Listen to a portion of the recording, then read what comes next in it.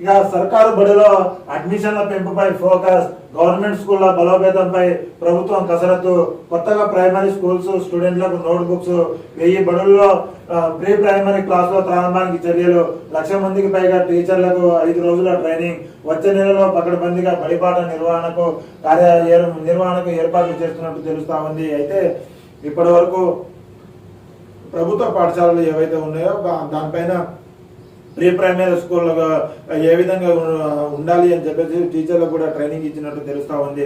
ఇక వచ్చే నెలలో బడిబాట కార్యక్రమాన్ని ప్రారంభించినట్టు తెలుస్తా ఉంది.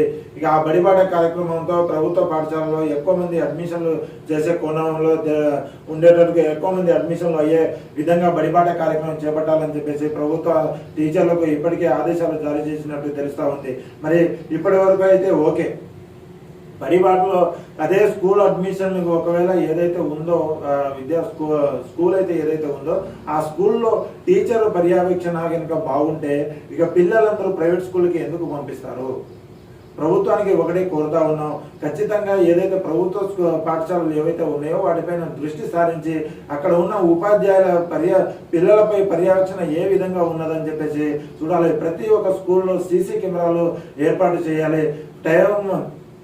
సమయమును పాటించని స్కూల్ టీచర్లపై వేటు వేయాలని చెప్పేసి కోరుతా ఉన్నాం. కానీ గతంలో మనం చూసుకున్నాం, గత కాంగ్రెస్ ప్రభుత్వ హయాంలో అయితే వైఎస్ రాజశేఖర రెడ్డి హయాంలో కావచ్చు, దానికంటే ముందు కావచ్చు, ఒక్కసారి ప్రభుత్వ పాఠశాలలో ఒక ఎంఈఓ వస్తున్నారంటే పిల్లలందరూ భయపడేది. ఆ ఎంఈఓ వచ్చి ఆ స్కూల్లో ఎక్కడ ఏ పిల్లల్ని లేపి ఏ క్వశ్చన్ అడుగుతారో, ఏ క్లాసుకు సంబంధించిన ఏ సబ్జెక్టుకు సంబంధించిన క్వశ్చన్ అడుగుతారు అనేది ప్రతి ఒక్క స్కూల్ టీచర్తో పాటు ప్రతి ఒక్క పిల్లలకి భయం అనేది ఉండదు. అలాంటిది ఈ క్రమంలో అసలు ఎంఈఓ అంటే ప్రభుత్వ టీచర్లకు కూడా లెక్క లేకుండా పోయినట్టు తెలుస్తా ఉంది. ఎంఈఓ వస్తున్నారంటే ముందు టీచర్లకే భయం లేకుండా పోయింది. అంటే ఎందుకు ఇక్కడ ఎంఈఓలకి ప్రభుత్వ టీచర్లకు ఏమైనా ఎక్కువగా సంబంధాలు ఏర్పాటు చేసుకుంటున్నారా? అయితే కమిషన్ల రూపంలో ఏమైనా చేరుతుందా ఎంఈఓలకి? ఓన్లీ ధనార్జన కోసమే పోస్టులు చేస్తున్నారా? టీచర్ ఉద్యోగాలు చేస్తున్నారా? కొంతమంది టీచర్లకు సమయపాలన ఎందుకు పాటించడం లేదు?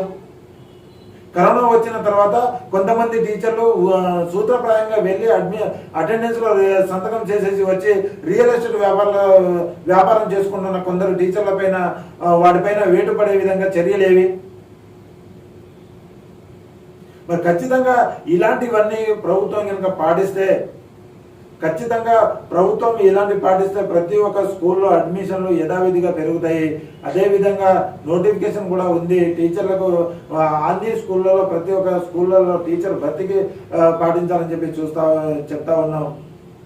ఖచ్చితంగా ఎంఈఓ పర్యవేక్షణ ప్రతి స్కూల్లో ఏదో ఒక స్కూల్లో దాదాపుగా ఉన్న మండలాల్లో ఉండే దాదాపుగా ఒక 40 నుంచి ప్రీ ప్రైమరీ కావచ్చు, ప్రైమరీ స్కూల్ కావచ్చు, తర్వాత యూపీఎస్ కావచ్చు, జెడ్పీహెచ్ఎస్ కావచ్చు, మొత్తం స్కూల్లో కలిపిస్తే 40 నుంచి 50 స్కూళ్ళు ఉండే అవకాశాలు ఉన్నాయి. మరి ఆ 40 నుండి 50 స్కూల్లో ఉండే నెలకు ఒక్కొక్క స్కూల్, నెలకు 1-2 స్కూల్లో, రోజుకి 1-2 స్కూల్లో పర్యవేక్షణ ఎంఈఓ చేస్తే ఏ రోజు ఏ విధంగా ఏ స్కూల్లో వెళ్తున్నారో కూడా తెలియకుండా ఎంఈఓలు ఆ స్కూళ్ళకి వెళ్తే సమాచారం ఇవ్వకుండా ఎంఈఓలు వెళ్ళాలి. కానీ ఇక్కడ ఏం జరుగుతుంది, ముందే సమాచారం ఇచ్చేసి 2-3 రోజుల ముందే సమాచారం ఇవ్వడం. అప్పటి వరకు ప్రాపర్గా అంటే వాళ్ళకి యూనిఫామ్ కావచ్చు, లేకపోతే స్కూల్ని నీట్నెస్ కావడంలో కావచ్చు, వాళ్ళని ప్రాపర్గా చేయడం. కానీ అక్కడికి వెళ్ళి ఏ విద్యార్థికైనా ఎంఈఓ వెళ్ళి ఒక విద్యార్థి అయినా లేపి ఏమైనా ప్రశ్నలు అడుగుతున్నారా, పోనీ చదివిస్తున్నారా అంటే అది లేకుండా పోయింది. కాబట్టి దీనిపైన ప్రభుత్వ బడులపైన ఖచ్చితంగా ప్రభుత్వం దృష్టి సారించాలి. స్థానిక మంత్రులు, ఎమ్మెల్యేలు, ప్రభుత్వ రాజకీయ అధికారులు కావచ్చు, ఎవరైనా సరే ప్రజాప్రతినిధులు కావచ్చు, వాళ్ళు ఖచ్చితంగా ప్రభుత్వ పాఠశాలపైన దృష్టి సారించాలని చెప్పేసి కోరుతా ఉన్నాం.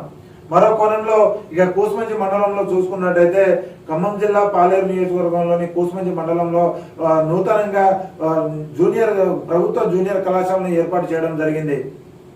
ఏర్పాటు చేయడం కోణమే కాకుండా కాంట్రాక్ట్ బేసిక్ అవుట్ సోర్సింగ్ ఉద్యోగిన ప్రతి ఒక్క స్టాఫ్ ను, టీచింగ్ నాన్ టీచింగ్ స్టాఫ్ లను భర్తీ చేయడం జరిగింది.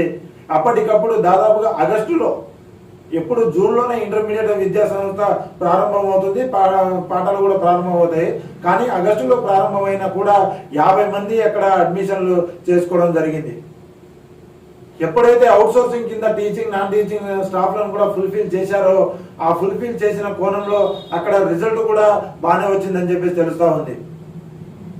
మరి ఈ కోణంలో ఎప్పుడైతే ప్రభుత్వ జూనియర్ కాలేజీ ఎప్పుడైతే ఏర్పాటు అయిందో, ఆ తర్వాత అక్కడ కూసుమంచిలో ఉన్న 2 కాలేజీలు కూడా 2 ప్రైవేట్ కాలేజీలు కూడా క్లోజ్ చేసుకున్న పరిస్థితి.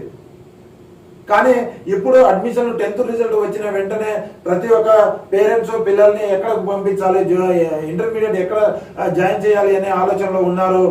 కానీ ఇప్పటి వరకు కూసుమంచి జూనియర్ కాలేజీ తాళం మాత్రం ఓపెన్ చేయని పరిస్థితి. దయచేసి అక్కడ స్థానిక అధికారులకు కోరుతా ఉన్నాం, ప్రభుత్వ అధికారులకు కోరుతా ఉన్నాం. ఇప్పుడు ఇంటర్మీడియట్ అడ్మిషన్ జరుగుతున్న కోణంలో అదే జూనియర్ కాలేజీలో ఖచ్చితంగా జూనియర్ అసిస్టెంట్లను కావచ్చు, ఎవరైనా ఏదైతే అవుట్ సోర్సింగ్ పద్ధతిని మీరు తీసుకున్నారో వాళ్ళని ఇప్పుడు ఈ అడ్మిషన్ ప్రక్రియలో భాగంగా కూడా కొంచెం ఆ కాలేజీ ఓపెన్ చేసి ఆ కాలేజీలలో వచ్చే అడ్మిషన్లను, తర్వాత కూసుమంచి మండల వ్యాప్తంగా అక్కడ ఒక జూనియర్ కాలేజీ ఉంది, ఆ కాలేజీలో ఖచ్చితంగా పోస్టులు అన్ని భర్తీలో ఉన్నాయి, ఖచ్చితంగా అక్కడికి వెళ్తే మంచి రిజల్ట్ రాబట్టవచ్చు అనే కోణం ప్రభుత్వంలో నమ్మకాన్ని కల్పించే విధంగా ప్రభుత్వ అధికారులు పనిచేయాలని చెప్పేసి కోరుతా ఉన్నాం. అదే విధంగా స్థానికంగా ఉన్న నాయకులు కూడా ప్రతినిధులు కూడా ఆ ప్రభుత్వ కాలేజీ మీద దృష్టి సారించాలని చెప్పేసి కోరుతా ఉన్నాం. ఇప్పటి వరకు ఏదైతే అవుట్ సోర్సింగ్ తరఫున ఏదైతే తీసుకున్నారో టీచింగ్ నాన్ టీచింగ్ పోస్టులో భర్తీ చేశారో వాళ్ళు మళ్ళీ వాళ్ళకి రెన్యువల్ అవుతుందా కాదా అనే కోణంలో వాళ్ళు అక్కడ ప్రస్తుతం పనిచేయలేని పరిస్థితిలో ఉన్నట్టు తెలుస్తా ఉంది.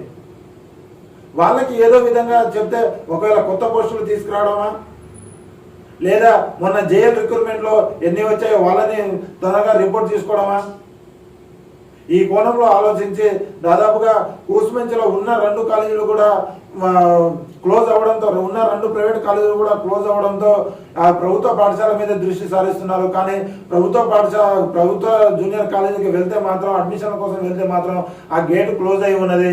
కనీసం అక్కడ ఎవరికి సంప్రదించాలో అనే బోర్డు కూడా, కనీసం ఫ్లెక్సీలు కూడా కట్టని పరిస్థితి అయితే తెలుస్తా ఉంది అక్కడ.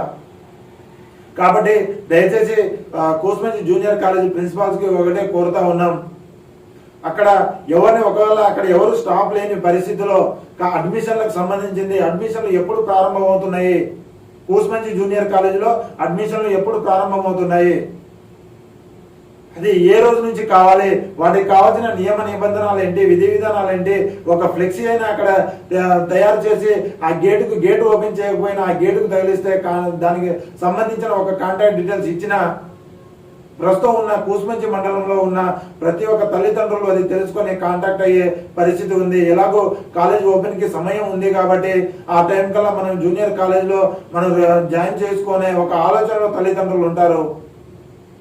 కాబట్టి ఇప్పటికీ ఆ గేట్ ఓపెన్ చేయకపోతే అసలు మళ్ళీ జూనియర్ కాలేజ్ ఓపెన్ అవుతుందా కాదా అనే తర్జన పరిజనంలో తల్లిదండ్రులు ఉన్నట్టు తెలుస్తా ఉంది. కాబట్టి దీనిపైన